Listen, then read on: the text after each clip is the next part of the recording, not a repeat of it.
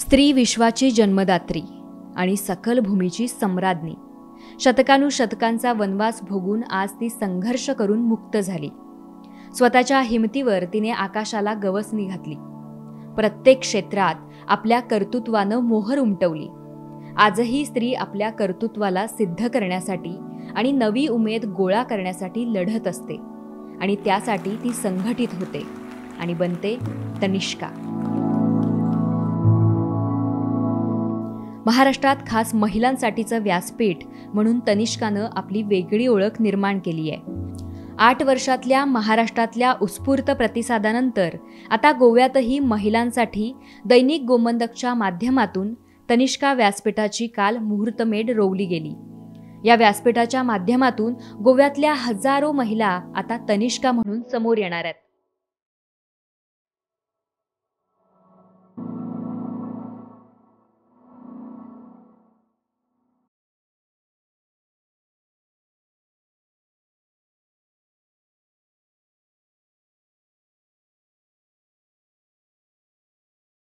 तनिष्काचा उद्घाटन सोहळा सकाळ माध्यम समूहाचे व्यवस्थापकीय संचालक अभिजित पवार, सकाळचे CEO उदय जाधव, गोमंतकचे संपादक संचालक राजू नायक तसंच तनिष्काच्या समन्वयक मनस्विनी प्रभुने नायक यांच्यासह मान्यवरांच्या उपस्थितीत पार पडला।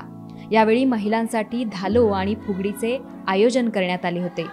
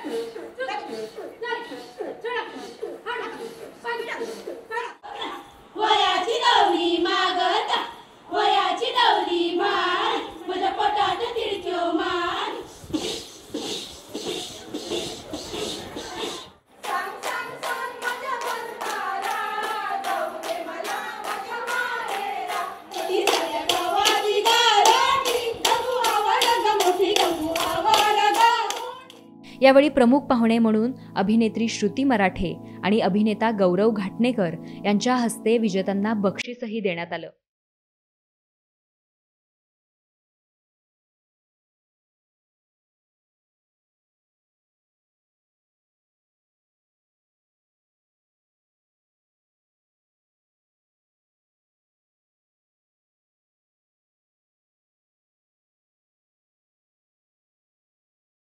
वेगवेगळ्या स्तरांवर वेगवेगळ्या भूमिका पार पडणाऱ्या खऱ्या-खुऱ्या दुर्गांना समाजात आत्मप्रतिष्ठा मिळवून देण्याच्या उद्देशानं गोमंतक तनिष्का व्यासपीठाचं उद्घाटन झालं। उत्सव जीवनाचा असं ब्रीदवाक्य घेऊन तनिष्का व्यासपीठ गोव्यात आता कार्यरत आहे।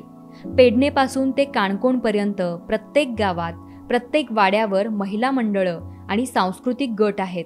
या सर्वांना जोडण्यासाठी एका मोठ्या समूहाला, संघटित शक्तीला विधायक कार्यात जोडण्याचा तनिष्का व्यासपीठाचा उद्देश आहे। गोव्यातल्या महिलांना मिळालेल्या हक्काच्या या तनिष्का व्यासपीठाच्या उद्घाटन समारंभात काल गोव्यात आगळे वेगळे रूप पाहायला मिळाले। याची काहीही दृश्य